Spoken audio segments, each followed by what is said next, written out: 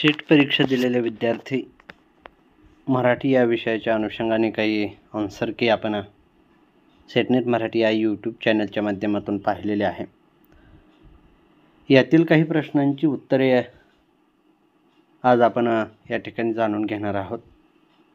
विद्यार्थी मित्रांनो, जे विद्यार्थी प्रथमच सेटनेट मराठी हे यूट्यूब चॅनल पाहत असतील अशा विद्यार्थ्यांनी चॅनल सबस्क्राईब करावं, तसेच आपल्या मित्रांना हे चॅनल शेअर करावं. ज्या विद्यार्थ्यांना सेटनेट मराठी हे क्लासेस करायचे आहेत अशा विद्यार्थ्यांसाठी 10 मे 2024 पासून नवीन बॅच जी की नीट परीक्षेच्या अनुषंगाने सुरुवात करत आहोत. ज्या विद्यार्थ्यांना हे क्लास करायचे असतील अशा विद्यार्थ्यांनी 9503 28 19 28 किंवा 86 68 38 22 या नंबरवर कॉल किंवा मेसेज करावा. पहिला प्रश्न अशा पद्धतीचा आहे की आम्ही स्टेजवर गेलोच नाही आणि आम्हाला बोलावलंही नाही. बोटाच्या इशाऱ्याने आमची पायरी आम्हाला दाखवून दिली. या ज्या काही काव्यपंक्ती आहेत ह्या खालीलपैकी कोणत्या कवीच्या आहेत याचं उत्तर म्हणजे या ठिकाणी आपल्याला वाहरू सोनवणे यांची हे कवितेच्या ओळी असल्याचं आपण सांगू शकतो. वाहरू सोनवणे हा आपण कवी या ठिकाणी लक्षात घ्यावा. दुसरा क्वेश्चन अशा पद्धतीचा आहे की पाश्चिमात्य जगात स्त्रीवादाचा जो उदय आहे तो इसवी सन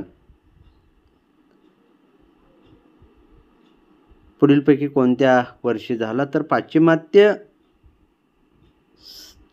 जगात स्त्रीवादाचा जो उदय आहे तो 1960 मध्ये झालेला आहे, हे आपण लक्षात घ्यावं. त्यानंतरचा जे काही प्रश्न आहे तो अशा पद्धतीचा या ठिकाणी आहे, तो म्हणजे वैतागवाडी ही जी काही कादंबरी आहे ही कादंबरी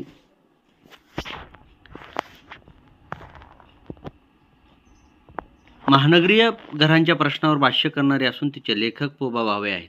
अतिशय सोप्या पद्धतीचा प्रश्न होता. वैतागवाडी ही कादंबरी बहुपाध्याय यांची आहे आणि म्हणून यातलं जे महानगरीय जीवन हे आपल्याला माहिती आहे की बहुपाध्याय यांच्या सर्वच कादंबऱ्याच्या माध्यमातून लक्षात घेत असताना महानगरातील घरांच्या प्रश्नावर किंवा इतर जे काही चित्रण आहे ते आहेत.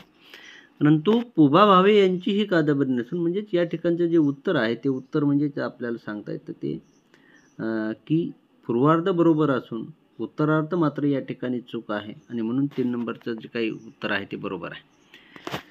पुढचा प्रश्न अशा पद्धतीचा या ठिकाणी सांगता येतो की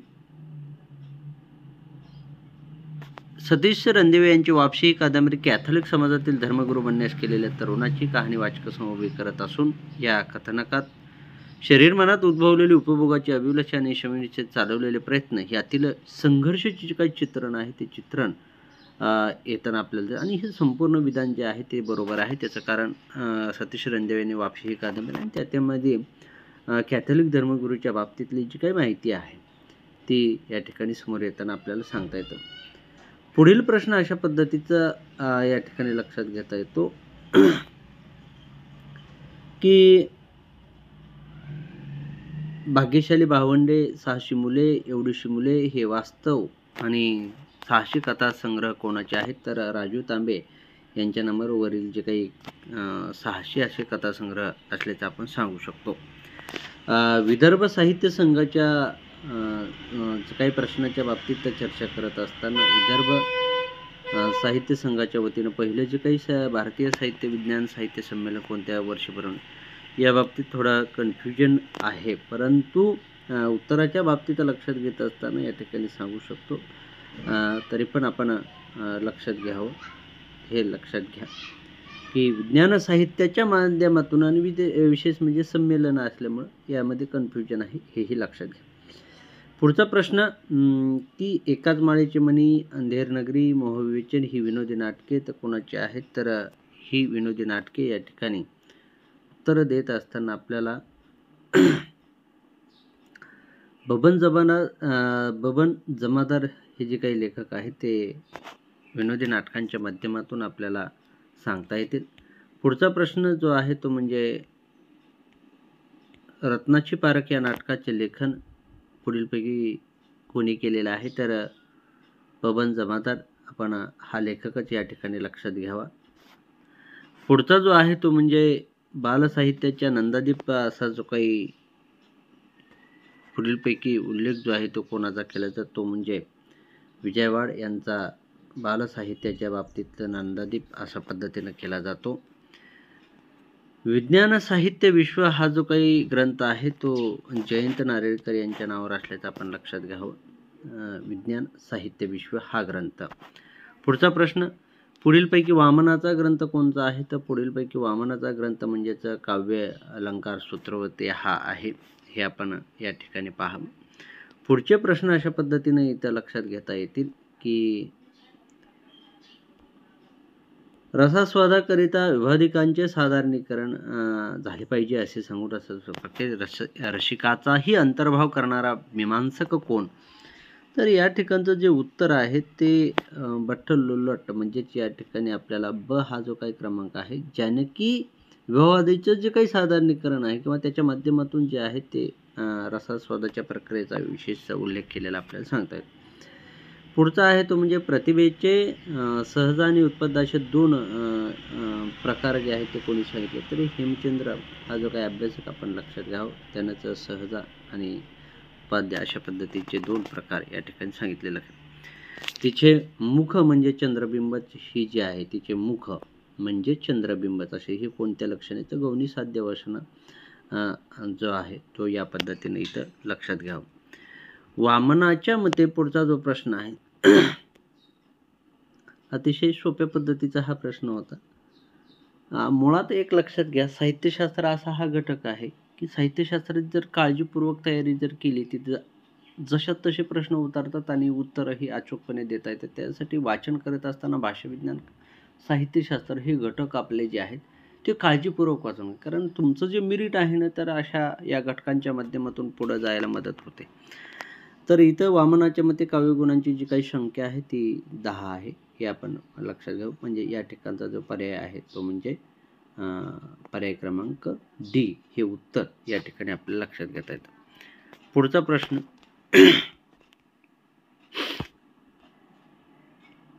महानुभाव साहित्य दर्शन हा ग्रंथ कोणाचा ते व्ही. कोलते यांनी लिहिलेला हा ग्रंथ म्हणजेच महानुभाव सत्यदर्शन होय. पुढचा प्रश्न, वाल्मिकीने शतकोटी रामायण रचले त्याचं धर्तीवर जे आहे ते शतकोटी अभंग रचण्याची कल्पना नामदेवांना सुचली असावी असं रानडे यांनी या ठिकाणी म्हटलेलं आपण लक्षात घेऊ शकतो. रानडे. पुढचा प्रश्न, दशीपंगू यांनी राजाचे रुक्मिणीला हे कल्पनाविलासन महाकाव्य असले सांगितले असले तरी सामराजास मात्र महाकाव्य म्हणून संबोधले आहे. तर हे संपूर्ण जे विधान आहे ते संपूर्ण विधान बरोबर असल्याचं आपण या ठिकाणी लक्षात घ्या.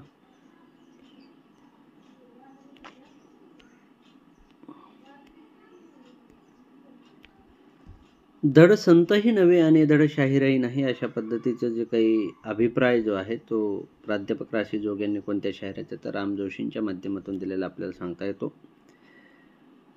पुढील भखरीचा आणि त्यांच्या लेखन काळानुसार क्रम लावा अशा पद्धतीचा हा प्रश्न होता. तर यामधला जो काय आहे ती म्हणजे लक्षात घेत असताना पेशव्यांची बखर ही, त्याच्यानंतर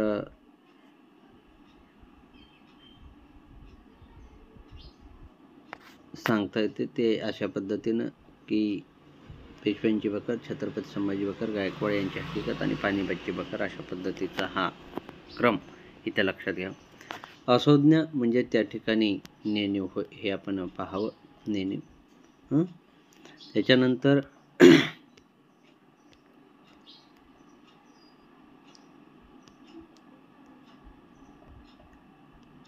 स्वतंत्र वाङ्मय प्रकार म्हणून जी काही संदिग्ध आहे स्वतंत्र वाङ्मय प्रकाराच्या बाबतीतली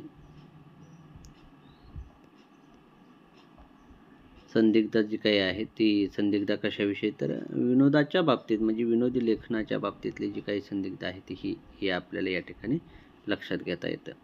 पुढचा प्रश्न, द बर्थ ऑफ ट्रॅजेडी हा जो काही ग्रंथ आहे तो निस्ते यांच्या नावावर असल्याचं आपल्याला सांगतं. द बर्थ ऑफ ट्रॅजेडी हा ग्रंथ निस्ते यांनी लिहिलेला आहे.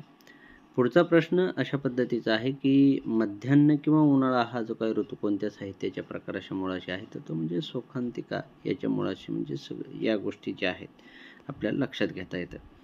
पुढचा प्रश्न अशा पद्धतीनं आहे की आस्वादक समीक्षेच्या बाबतीतला हा प्रश्न. आस्वादक समीक्षेच्या बाबतीत लक्षात घेत असताना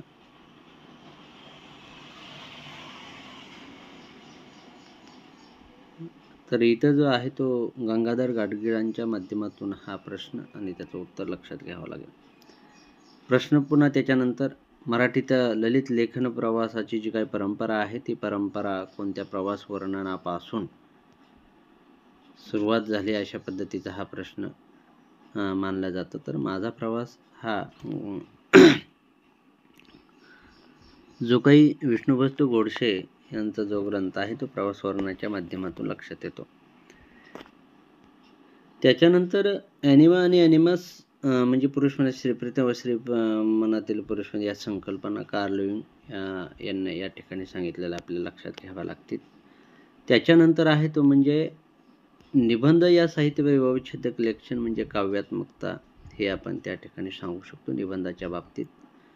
संकेताचे उल्लंघन कोणत्या प्रकारच्या नाटकाचे जे काही संकेताचे उल्लंघन जे आहे ते प्रायोगिक नाटकाच्या माध्यमातून इथं लक्षात घेता येतं.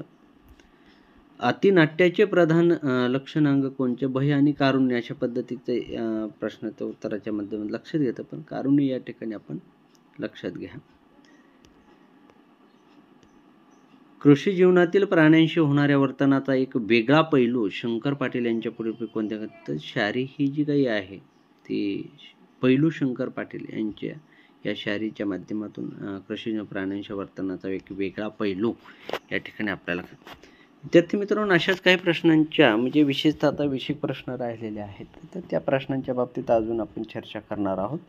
तर पुढील व्हिडिओच्या माध्यमातून त्याची आपण ही चर्चा पाहू. तोपर्यंत मी डॉक्टर महादेव जगताप या ठिकाणी आपला निरोप घेतो आणि थांबतो. धन्यवाद.